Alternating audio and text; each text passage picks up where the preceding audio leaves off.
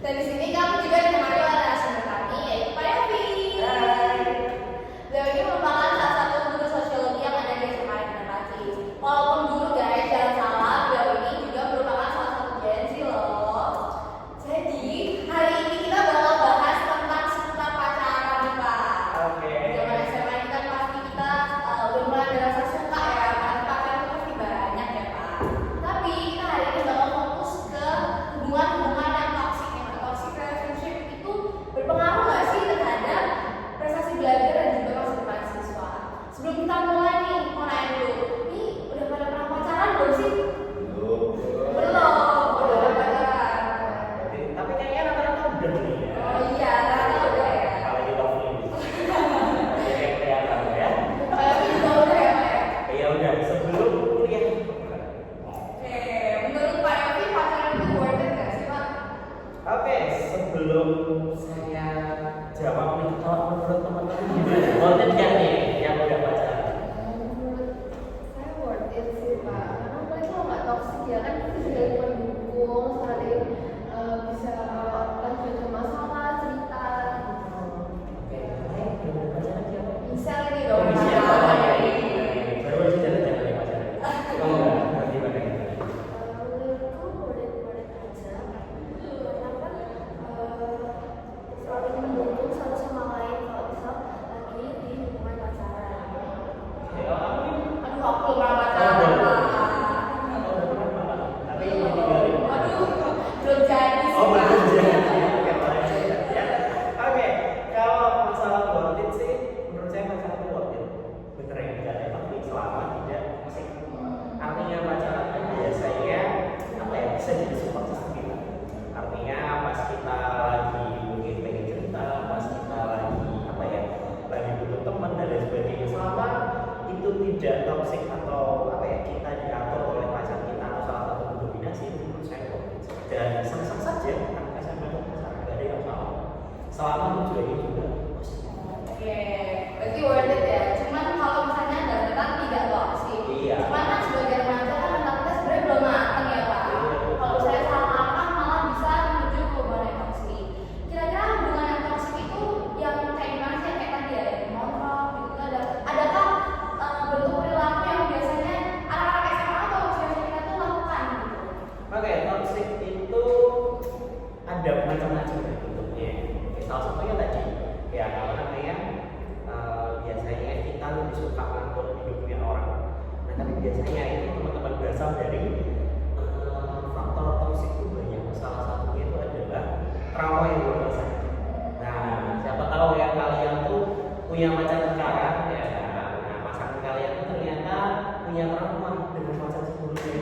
Nah akhirnya bisa juga tuh karena trauma yang belum terselesaikan. Nah itu jadi toksiknya pelampiasannya ke temannya. Nah itu bisa salah satunya dari situ trauma yang belum terselesaikan. Kemudian yang kedua itu bisa juga dari diri kita sendiri. Artinya gini, toksik itu bisa berawal dari ketika kita itu suka membanding-bandingkan atau kita itu mudah apa ya, mudah iri dengan pencapaian orang lain. Pernah kan kadang tuh kalian merasa gitu atau kalian merasa gini, hidupku tuh kadang stuck gini-gini aja, sedangkan temanku kok bisa ya kayak gitu ya, kayak gini ya. Itu bisa teman-teman dari pemikiran kayak gitu tuh bisa nanti memunculkan namanya toksik. Nah yang terakhir itu bisa juga dari pola asuh keluarga. Kita mengenal namanya toxic parent ya. Nah kita mungkin pernah mengalami atau teman kita atau mungkin di apa ya sekitar kita itu ada yang namanya toxic parents. Nah itu juga bisa apa ya dalam tanda kutip itu menjadi dampak bagi anaknya makanya di sekolah atau di dalam masyarakat itu juga bisa begitu.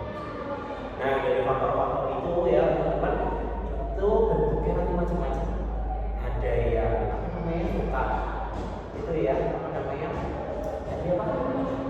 Iya apalagi kalau pacaran ya siapa ya suka apa ya pacaran iya posesif menurut saya juga toksik. Kemudian nah yang perlu diingat adalah ketika hubungan kalian tapi konteksnya pacaran ya kalau hubungan kalian itu merasa nggak bisa berkembang ingin berkembang salah satu saja dan yang satu juga merasa tertekan ya sama aja itu nggak toksik. Sebenarnya kalau kalian lihat bentuk toksik banyak tapi dari hal sederhana itu bisa aja loh kita itu menjadi toksik toksik buat orang lain, bukan hanya konteks pacaran ya, sama teman juga bisa. Terutama apa ya, kalau kalian sudah merasa pacar kalian itu milik kalian sepenuhnya, nah itu menurut saya juga toksik ya.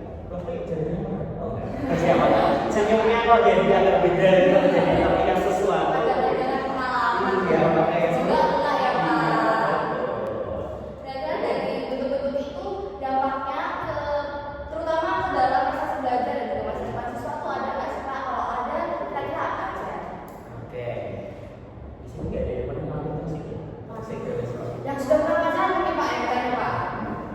Kalau oh diselingkuhin, oke. Dan kalau tadi misalkan itu dampaknya, rasa nggak sih dampaknya? Oh, kayak langsung. Itu juga ada semangat misalnya. Nggak pernah. Syukur dong. Bukan ya. Tapi memang bener waktu ini kayaknya lebih berpengalaman. Saya seperti jadi bukan hanya narasumber utama, tapi ada juga narasumber yang lain. Jadi gini, benar ya dikatakan dampak toksik itu banyak. Yang pertama buat diri kita. Namanya kita kalau punya hubungan yang toksik pasti yang utama dampaknya ke psikologis kita. Kita mungkin jadi tertutup, kita mungkin merasa apa ya tidak mudah percaya sama orang lain, dan kita juga akan apa ya akan mudah teringat tentang istilah itu. Jadi namanya toksik itu biasanya jangka panjang. Mungkin kayak waktu tadi, ya, toksiknya mungkin sekarang, tapi dampak yang dia rasakan itu nanti akan bisa berasa sampai mungkin 2-3 tahun. Makanya ketika orang yang sudah pernah mengalami toksik itu ya mau nggak mau dia harus belajar move on. Tapi susah ya loh ya awal-awal. Susah, dan memang benar secara psikologis memang susah. Mau diakui atau tidak susah. Iya, ini nyebut susah banget sih makasih. Jadi susah banget.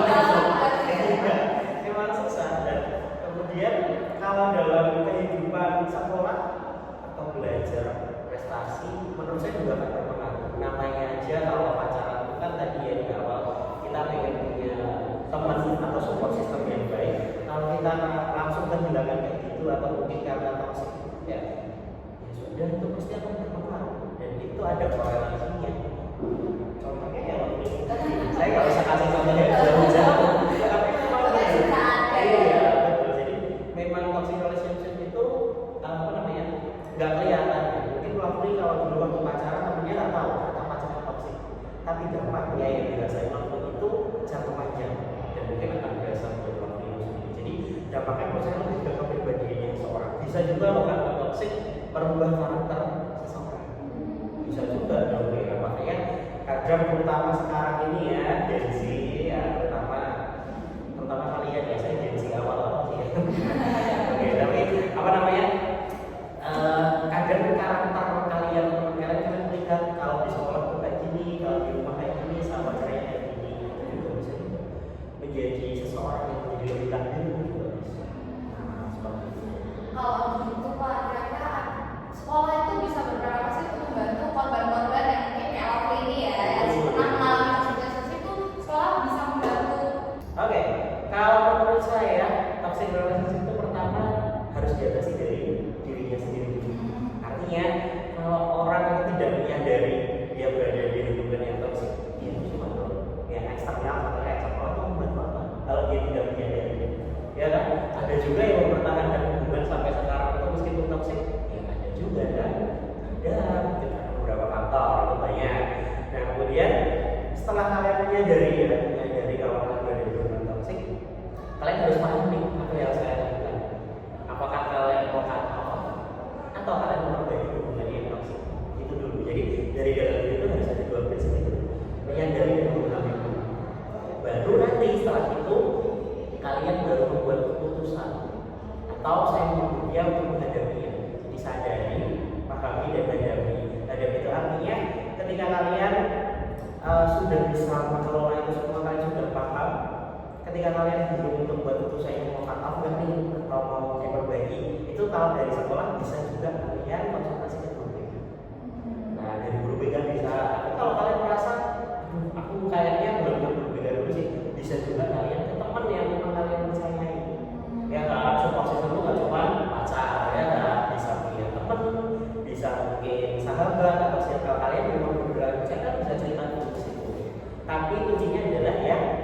benar-benar bisa dipercaya tentang itu, baru kalian juga merasa masih kesulitan ke guru BK, karena guru BK itu biasanya paham kalau seperti itu harus seperti apa dan sebagainya. Karena guru BK itu kan lebih ke individunya, ke psikologisnya seseorang, dan itu akan membantunya.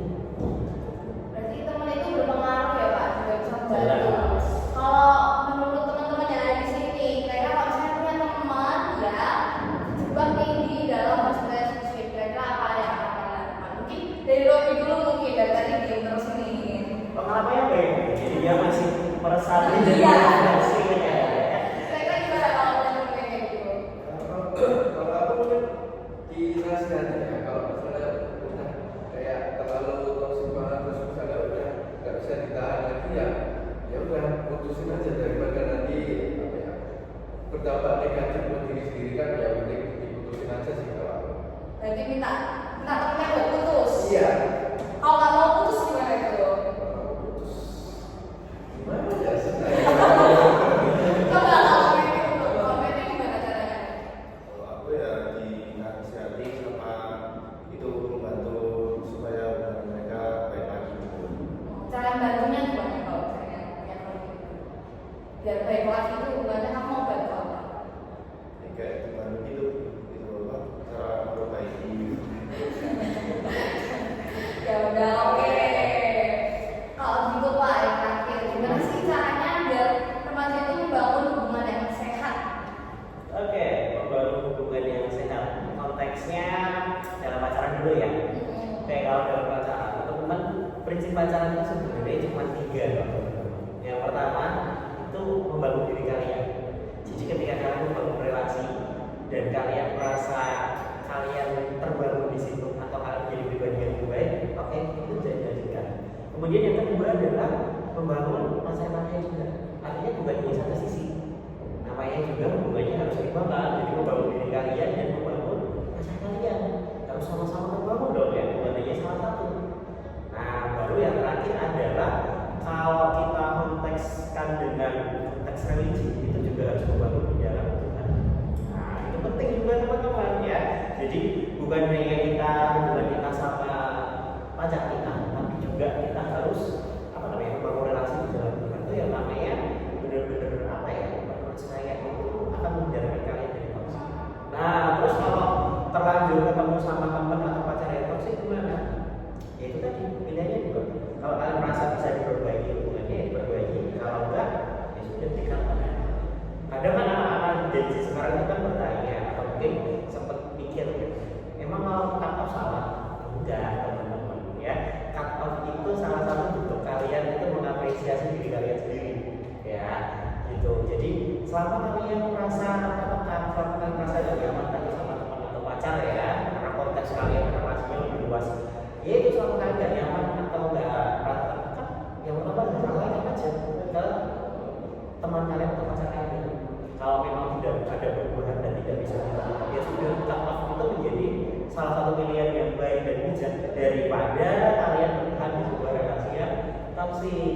Nah, sebenarnya bukan hanya relasi toksik sih teman-teman, paling tidak ada 3 hal yang harus kalian hindari dalam kehidupan kalian supaya nggak memperburuk hidup kalian. Yang pertama adalah orang yang toksik, orang yang manipulatif, sama satu lagi adalah orang yang apa ya, toksik, manipulatif. Saya lupa satu lagi. Tapi ini ada 3 itu ya. Jadi toksik, manipulatif, ya itu saya lupa ada 3 supaya apa? Kalian juga nggak merasa nanti daripada kalian sendiri. Kalau dari diri sendiri udah urusannya sama kesehatan